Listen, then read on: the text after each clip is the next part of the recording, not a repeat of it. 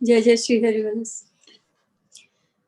मन की लीला लाल ही भावे, बन की लीला लाल ही भावे।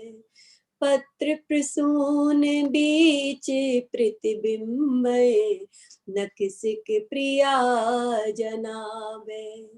सकुच न सकत प्रगट परिरंबन, अललंपट दुर्धावे।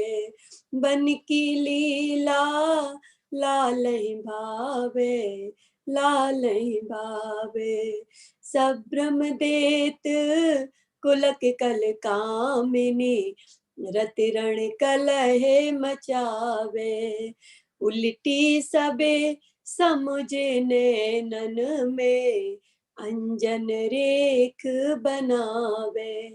जैसी हित हरिवंश प्रीत रीत बस, सजनी श्याम कहावे। बन की लीला लाल ही भावे। जय जय श्री हरिवंश। इसमें लाल जी को कह रहे हैं कि वन की लीला ऐसी है कि लाल जी को बड़ी अच्छी लगती है, लेकिन कभी कभी लाल जी भ्रमित हो जाते हैं।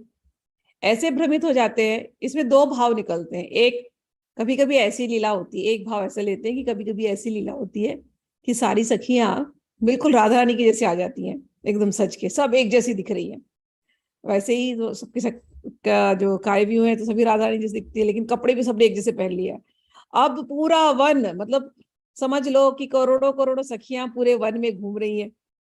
अब सबने एक ही कपड़े डाले हुए हैं और सब वैसे ही पीत वर्ण की दिख रही हैं। अब लाल जी आए संकेत कुंज में, देख रहे कहाँ कहाँ गई, किस कहाँ है, क्योंकि राधा रानी जब आती तो अलग से आती है अच्छी से रानी बन करके। अब उस दिन ऐसा हो गया कि जहां देख रहे हो वही सभी सखियां दिख रही है।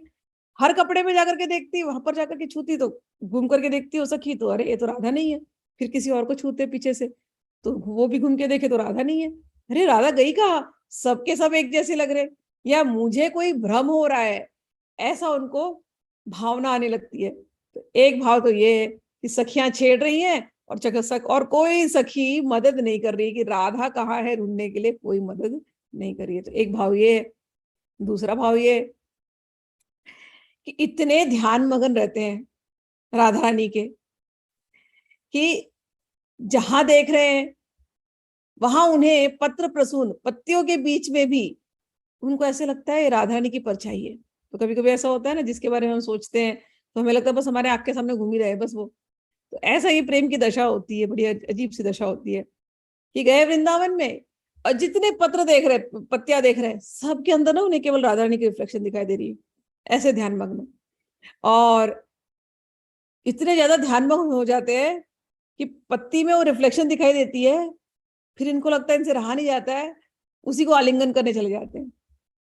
और जब आलिंगन करने जाते हैं तो समझ में आता है कि अरे ये क्या हो गया, मैं किसको आलिंगन कर रहा हूँ, तो राधा है नहीं, मेरा मन है ना भ्रमित हो चुका है। तो कहते हैं सकुच न सकत प्रकट परिरंभन, अलिलंपट दुरिधावे। तो फिर बाद में क्या हो गया, उन्हें समझ में नहीं आया मैं क्या करूं। अब सबके सामने थोड़ी देर तो ऐसे ऐसे करने लगे, पत्तों को आलिंगन करने लगे। अब सखियां वहां पर आ गई सखियां देख रही है और सखियों को पता है ढूंढ रहे। अब सखियां आज मदद करने वाली नहीं, आज इन्हीं को ढूंढना है।